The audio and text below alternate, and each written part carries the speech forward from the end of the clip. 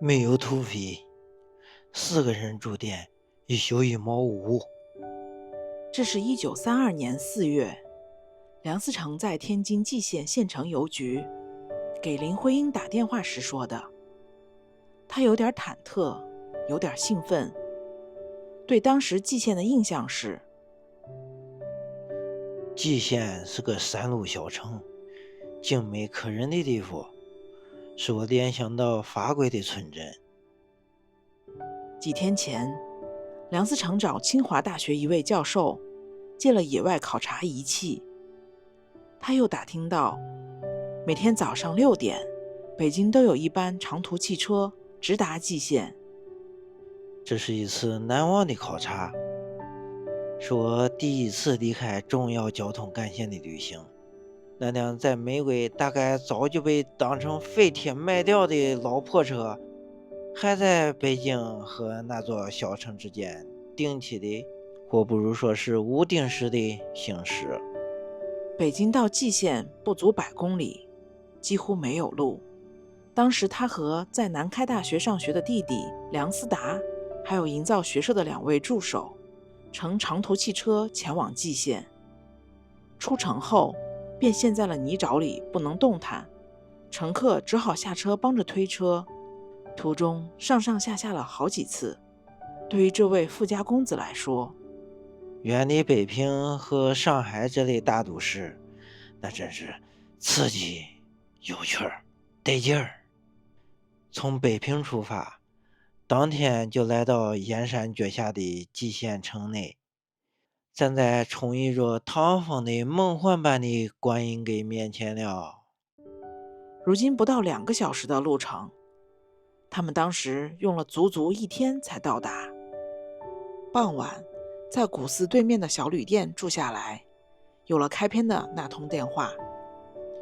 回到北平后，梁思成在林徽因的协助下，撰写了《蓟县独乐寺观音阁山门考》，认为独乐寺最晚建于唐初，与辽宁奉国寺、山西华严寺并列3大辽代寺院。以时代论，在上承唐代遗风，下启宋式营造，是研究中国古代建筑蜕变上重要资料，罕有之宝物也。眼前这活生生的辽代建筑实力，比唐朝灭亡晚了77年，但比营造法式早116年。他过去对宋代营造法式很多天书一般看不懂的地方，之前调查故宫弄不明白的地方，看到独乐寺，一下子就明白了。破解了营造法式之后，梁思成写成了《中国建筑史》一书。梁思成在观音阁上发现旧木料竟然是唐木。到了1998年，观音阁大修时，考古人员从观音阁上取下一块木料，做了碳14检测，在观音阁顶上发现了唐代的莲花钩头，最终断定独乐寺最早可追至636年，唐贞观10年，984年，辽圣宗统和2年重修。关允贞1930年的时候，驱车路过的时候，从车窗里看见那个屋檐，他就觉得这肯定是个古物，然后就下来，然后一看，哇，果然，然后初步判断它是辽代的，然后拍了照片。到了北京之后呢，你看朱启潜呀、营造学社他们人看到之后，就觉得一定要来这个地方。随后呢，到了1932年春天，梁思成他们就真的来到这个地方了。独乐寺的山门是5殿顶的，中国现存最早的山门了，辽统和2年重建的。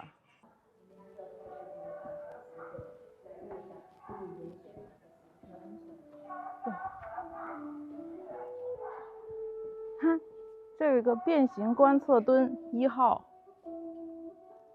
我们在网上看视频啊，说是独乐寺这观音阁呢是有一点倾斜变形的。它因为里面有一个大佛嘛，高达16米，那个佛呢，你要从底下看，它如果是直直的话，你是看不着它的脸的，那它就必须得稍微往前倾一点儿，你才能看见它的脸。但是现在呢，这么多年，1000多年了，它这个倾斜呢可能更严重了，它有可能会倒塌呀什么的，它这更严重，它也不知道是大佛拽着整个观音阁前倾呢，还是观音阁拽着这个大佛，所以现在有点说不清楚。于是他们修复的时候呢，就给这两者之间加了一个那种弹簧，有一种这种形变，然后让他们互相制约着，然后就能稍微稳固一些。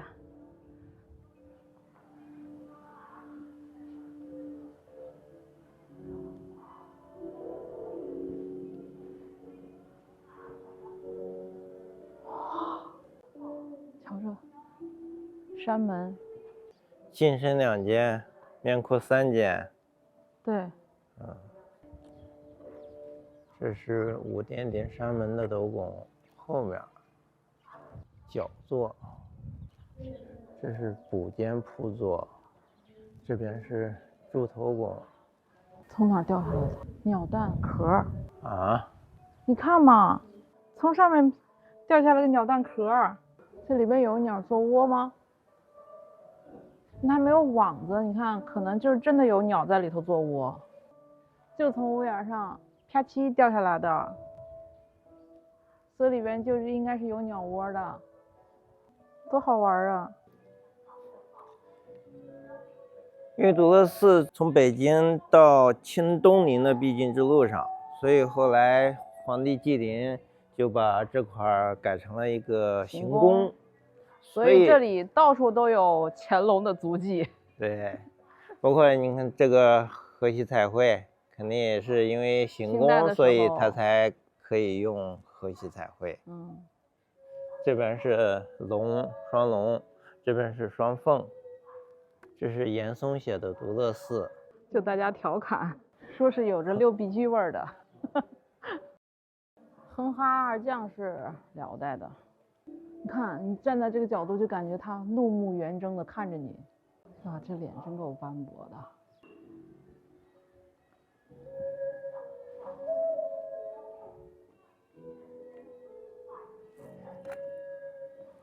巨足原成是咸丰的手笔，咸丰题的，还被梁思成调侃一番，认为巨足是佛家语，圆成不是，应该是圆通2字。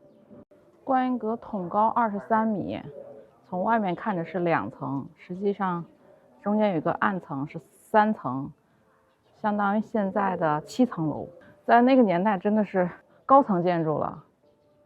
普门相介是乾隆写的。因塑像壁画保护研究，观音阁内搭设临时脚手架。好高呀！以前元代绘制的，然后呢，乾隆觉得不好看，然后糊了一层白灰，把它给糊上了。后来慢慢剥落之后，原画就显现出来了。元代绘制，明代重描。这个造型跟那个正定的那个大佛寺里的中国美神的造型有点像。明代的塑像，两侧是红脸关羽和白脸韦陀。这是红脸的关羽，这是白脸的韦陀。这是文物局批准的那些研究人员可以上去，文物保护目的才能上去，或者是开奔驰大 G 的有可能上去。感觉这是明显的现代建筑啊！是不是解放后60年代画的？有意思哦。所以我说他这个像是现代重绘的，画的太逗了。没画成大炼钢铁就不错了。梁思成来独乐寺之前呢，刚刚写完清室营造则例的手稿，所以呢，他对清代的这个建筑呢研究的非常透彻。然后他就说，那个斗拱从唐朝开始盛行之后，唐宋啊、辽啊，慢慢到了清朝之后，这个斗拱的这种支撑作用的功能性的这个慢慢退化，已经到底了。所以清朝就是一排一列的斗拱，就是装饰作用了。等于吐槽明清斗拱不承重，只有装饰作用的始作俑者其实是梁思成。对。观音阁东侧这个四合院就是行宫，就是乾隆写了4面墙的诗，28块碑，107首诗，就是他干的。这是他4万多首诗里头贡献了107首诗。独乐寺行宫始建于清乾隆18年，为清代皇帝东宁业祖参访出游居住休息之所。主殿回廊内珍藏的28块乾隆御笔碑刻为全国罕见。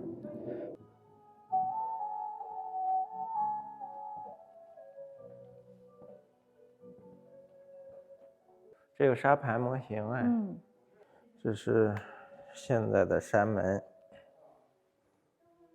后边是观音阁，它的东边就是这个行宫，它的西边这边，这是我们进来的那个入口，说是清代的民居。你瞧这个连翘，长成个树了。就我们在北京看的，基本上都是灌木，这就长成一棵树了。就很多人分不清连翘和迎春花，这个就肯定是，你看长得这么高大的，就肯定是连翘。最简单的分法就是花瓣是4个的，长得张牙舞爪的，这肯定是连翘。迎春花呢，它都是垂的，就是灌木矮矮的，它枝条是趴着的，对，趴着的，而且它那个花也比较小，是5到7瓣，一般都是6瓣，像这个4瓣的肯定就是连翘，长得翘首企盼嘛。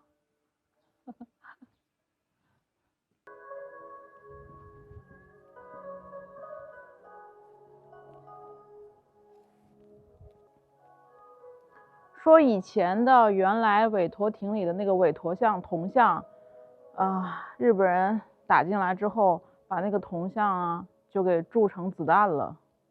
1942年被日军捣毁，现在里边的铜像应该是建国后建的，1985年重塑。韦陀亭。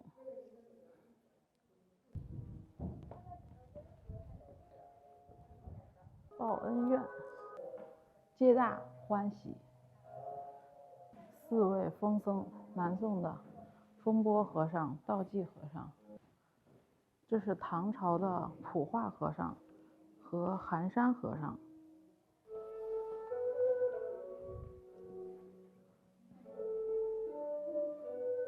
看，这边是普贤殿，这边是文殊殿。这是大雄宝殿。现在这个观音阁这边已经不知道是独乐寺的第几进院落了。观音阁前面那个号称山门，肯定不是最初的那个独乐寺山门，只是观音阁这个院这一进院落的一个大门。观音阁后面现在的这些院落，这几个小院落，都是新建的。都是新建的。然后之前应该都是在明清的时候重建过，现在是按照明清的风格形式重建的。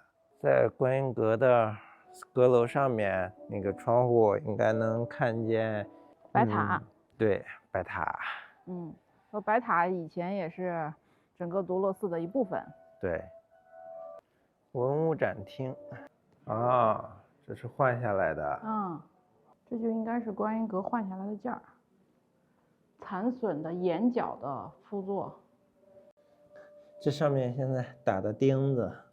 唐唐山大地震的时候，只是唐山大地震不是就是最近以来最大的一次地震嘛，离对这儿，所以就说它墙破损了。整体框架结构只是晃一晃就恢复了。它现在这个是应该是就是这个吧？对，眼角铺错。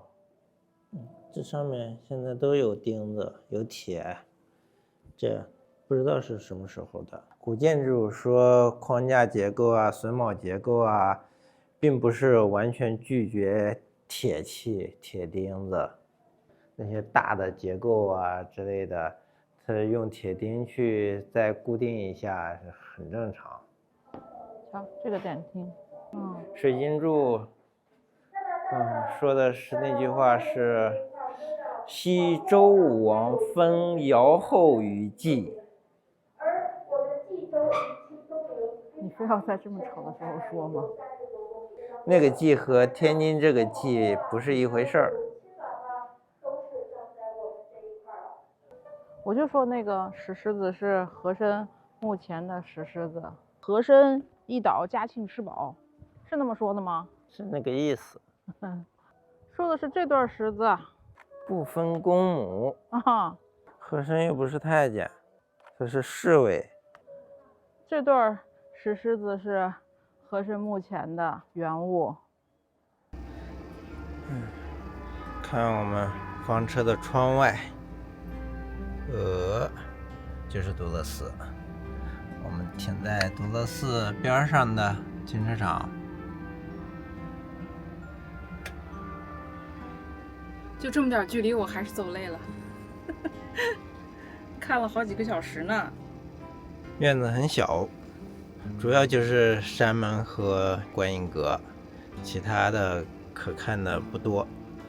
冀州建筑学社。哎，里边有人，我去看看。走。这是佛光寺，独乐寺，这是独乐寺的山门。你这是算是博物馆还是算啥呀？博物馆。哦，里面说是一个收费的展览，在清明节的时候开放，然后门票多少钱也不知道。对面的枣糕特别好吃。就是它，你还要去吗？不是买了吗？哦。逛了独乐寺，吃了豆片卷油饼，吃了枣糕，喝了羊汤。对于我们普通游客来说，虽然没有专业的建筑知识，但也能感受到眼前的古物扑面而来的震撼。